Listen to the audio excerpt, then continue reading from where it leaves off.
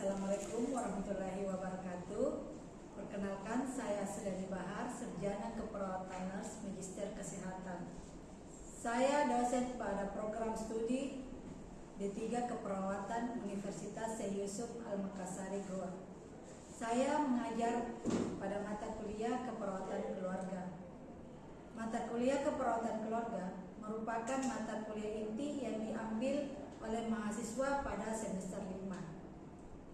Mata kuliah Keperawatan Keluarga bertujuan untuk membekali mahasiswa dengan pengetahuan, keterampilan, dan sikap yang diperlukan untuk memberikan asuhan keperawatan yang komprehensif, yang holistik pada keluarga sebagai unit pelayanan kesehatan.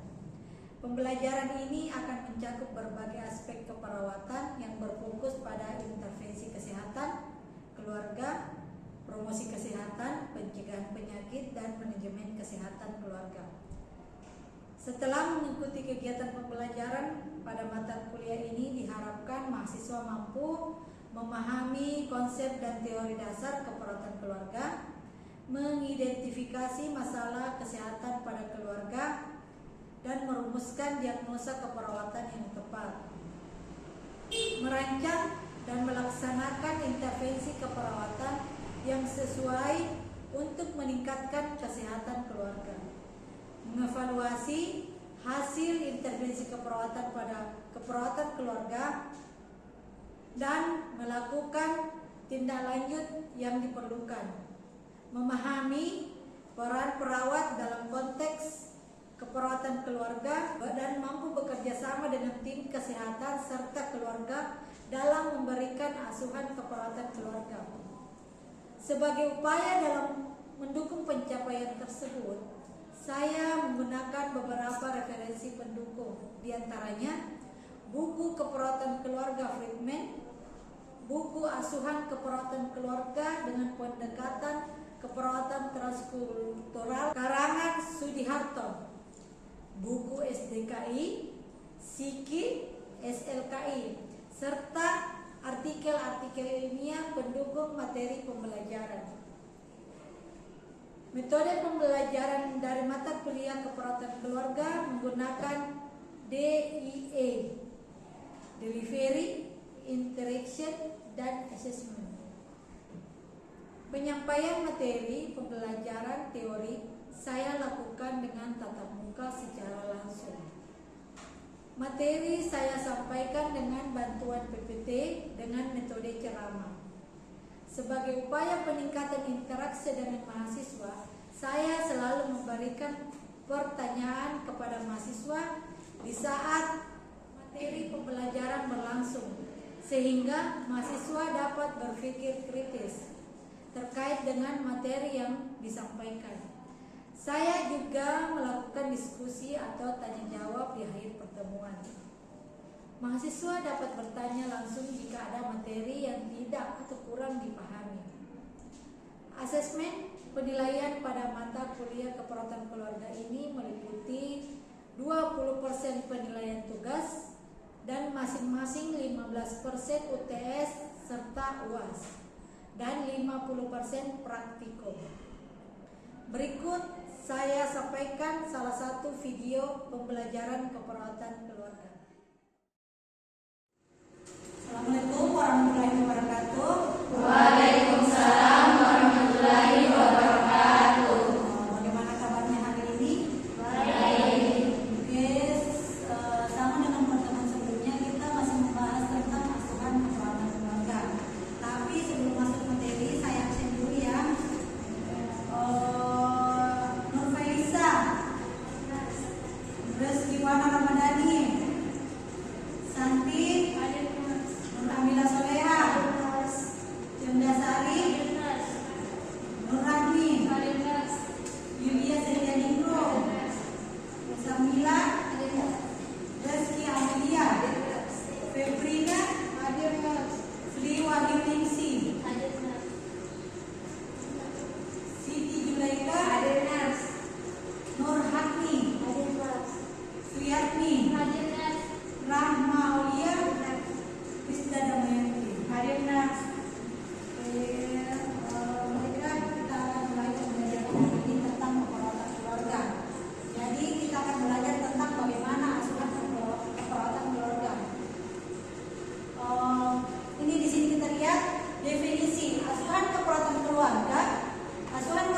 keluarga adalah proses yang melibatkan pengkajian, diagnosa, perencanaan, implementasi, dan evaluasi. Asuhan kesehatan yang ditujukan untuk menjaga dan meningkatkan kesehatan keluarga sebagai unit. Jadi kalau bicara tentang asuhan keperawatan keluarga sama dengan asuhan keperawatan lainnya bahwa melibatkan 5 cara, yaitu mulai dari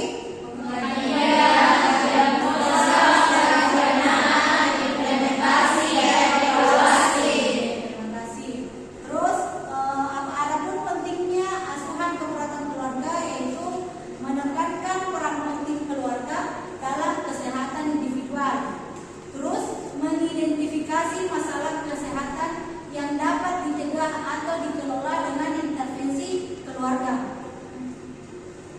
Di sini kita lihat tujuan asuhan keperawatan keluarga.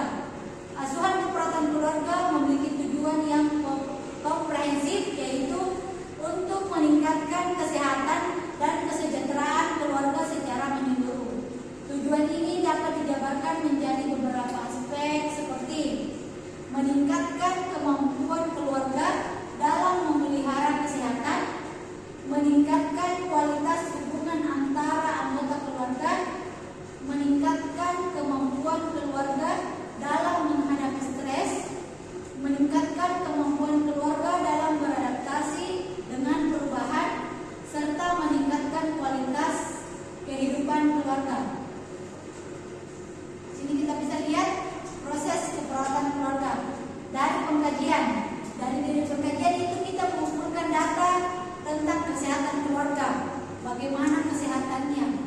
Terus didiagnosis keperawatan keluarga, kita menentukan masalah kesehatan yang dihadapi sekarang. Sekarang pada saat kita mengkaji pada keluarga tersebut siapa yang sedang mengalami sakit. Terus perencanaan, merumuskan rencana tindakan yang spesifik untuk keluarga. Setelah kita menentukan diagnosa, kita merencanakan apa sebaiknya tindakan keperawatan yang kita akan kita lakukan untuk keluarga ini. Terus implementasi, merencanakan tindakan yang akan dibuat. Jadi kita merencanakan, bukan kita merencanakan sendiri, tapi kita berkolaborasi dengan keluarga itu apa yang ingin kita lakukan selanjutnya untuk mengatasi masalah kesehatan keluarga, serta kita merencanakan tindakan keperawatan apa yang akan dilakukan sama keluarga itu, tapi kita melakukannya secara bersama-sama, seperti melakukan kesehatan, terus implementasi, melaksanakan rencana tindakan yang sudah dibuat. Jadi setelah kita buat rencana tindakan baru dilaksanakan. Terus evaluasi, yang apa-apa saja yang dievaluasi, menilai efektivitas tindakan yang telah dilakukan. Apakah tindakan yang telah kita lakukan diimplementasi betul dilakukan oleh keluarga tersebut, baik dibantu ataupun secara mandiri. Sini pengkajian keperawatan keluarga. Pengkajian keperawatan keluarga adalah proses pengumpulan data yang sistematis dan terarah untuk memahami status kesehatan dan kesejahteraan keluarga sebagai satu kesatuan. Tujuannya adalah untuk mengidentifikasi kebutuhan kesehatan keluarga secara menyeluruh, mengidentifikasi masalah kesehatan yang dialami oleh anggota keluarga, mengidentifikasi sumber daya yang dimiliki untuk mengatasi masalah kesehatan, menentukan prioritas asuhan keperawatan yang tepat untuk keluarga, membangun hubungan terapeutik dengan keluarga. Bagaimana cara membangun hubungan terapeutik? Komunikasi terapeutik. Oke, next. Lanjut, proses pengkajian keperawatan mulai dari identitas, struktur keluarga, riwayat kesehatan keluarga, status sosial ekonomi keluarga, fungsi keluarga, stres dan coping keluarga, kebiasaan dan gaya hidup keluarga, nilai dan keyakinan. Ada pertanyaan dari sini? Silakan. Oke, Febrina. Baik, terima kasih atas materinya. Izinkan saya bertanya. Saya ingin coba dijelaskan secara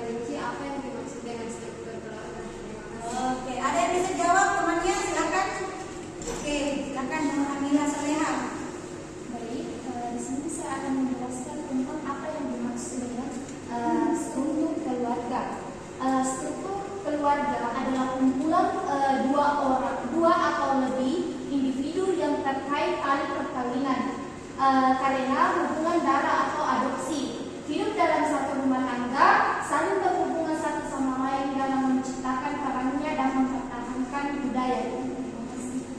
Oke. Kata lainnya apa, ada yang bisa tambahkan?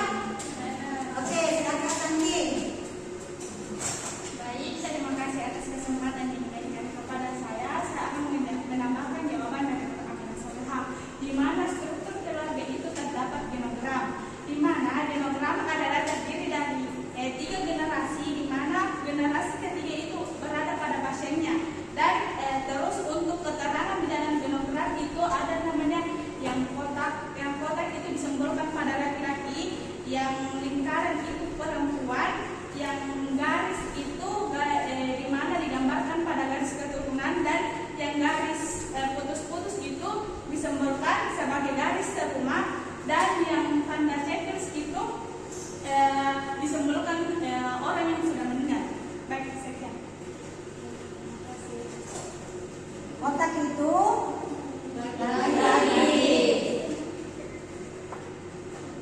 bulat itu perempuan. Terus ada garis lurus. Garis lurus itu menandakan bahwa garis lurus datar itu garis perkawinan. Ke bawah itu keturunan. Kalau putus-putus apa? Garis serumah. Oke. Ada lagi pertanyaan? Silakan. Rahma Aulia. Terima kasih atas kesempatan yang diberikan.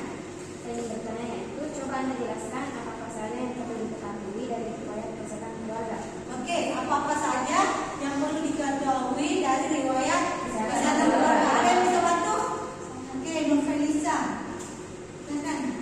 Baik, di sini saya akan menjawab pertanyaan dari Muhammadiyah, yaitu seperti apa riwayat kesehatan keluarga. Pada riwayat kesehatan keluarga ada 3. Yang pertama, riwayat kesehatan terdahulu, di mana riwayat yang pernah dialami atau mengalami kondisi yang sama ataupun yang berhubungan dengan kondisi yang sekarang.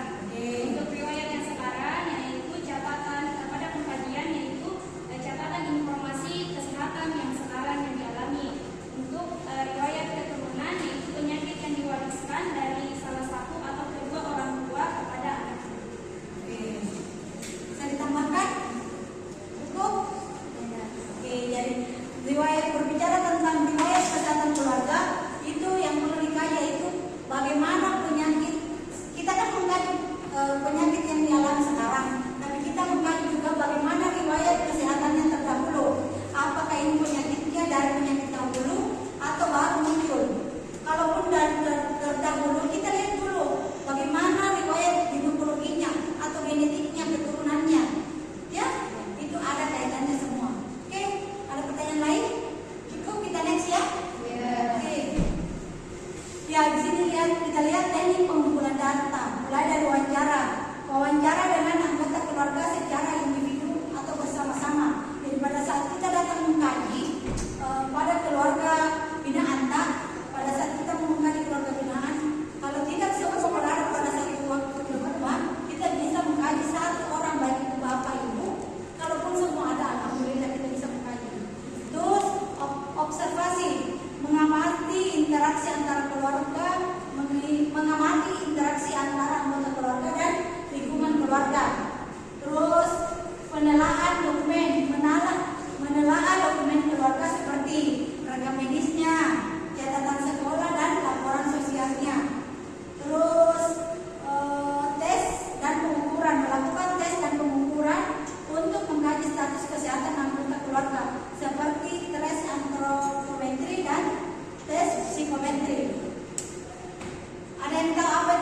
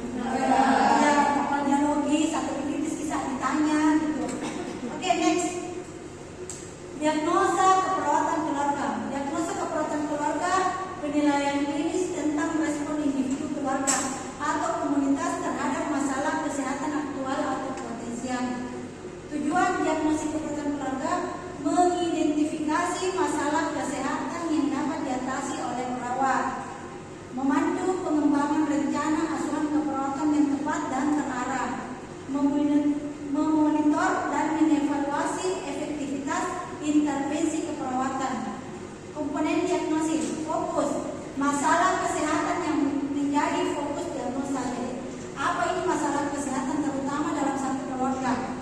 Terus etiologi, faktor-faktor yang mendasari masalah kesehatan. Apa saja? Umpama dia hipertensi. Apakah saat dia telah melakukan aktivitas tiba-tiba dia terjadi vertigo atau tiba-tiba diastolitnya naik, itu perlu dikaji. Faktor-faktor mendasari masalah, apakah setelah mengkonsumsi makanan yang tinggi garam baru terjadi masalah hipertensi. Kalau ada hipertensi, contoh ya.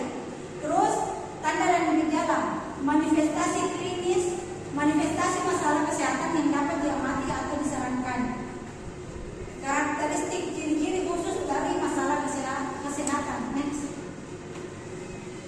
Contoh diagnosis keperawatan. Contoh ya, ini seperti resiko infeksi pada pasien luka operasi. 5 tanda-tanda infeksi. Cenda. Sebut.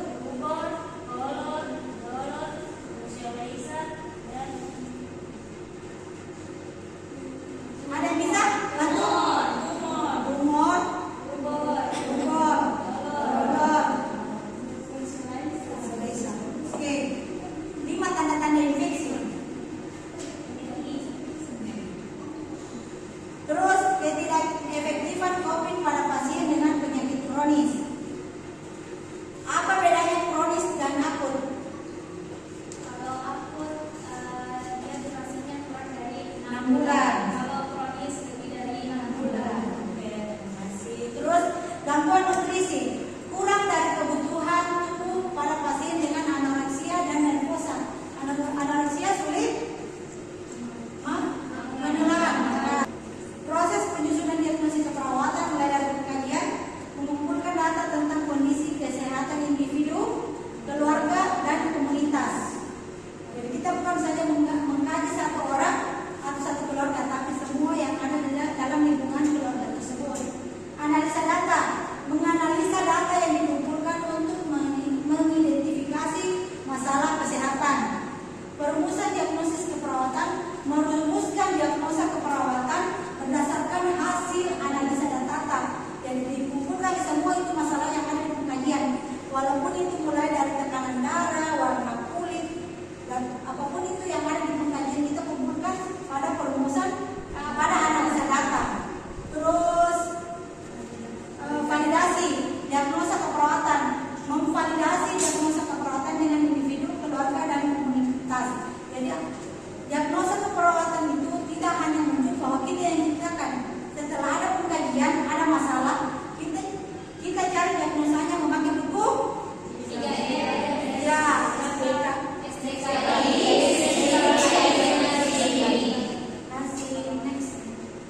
perencanaan keperawatan keluarga adalah proses yang sistematik dan terarah untuk menentukan tindakan keperawatan yang tepat untuk membantu keluarga mencapai tujuan asuhan keperawatannya.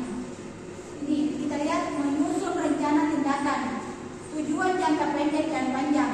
Jangka pendeknya ketika kita membantu keluarga tersebut, apa yang ingin kita berikan. Jangka panjangnya yaitu membantu keluarga tersebut untuk mandiri melakukan tindakan keperawatan yang bisa dilakukan untuk keluarganya. Terus intervensi yang spesifik dan realistik. Intervensinya itu bahwa apa yang kita ajarkan itu apa yang ada di sekitarnya. Yang kita memberikan kayak dia dikasih obat ini atau disuruh minum toga, tanaman obat, tapi tidak ada di lingkungannya, itu kan tidak realistik. Kayak disuruh beli ginseng, padahal di ginseng ada di Cina. Sedangkan di sini apa banyak kan pengobatan, ada kunyit putih, kunyit merah, ada juga di sekitar sini.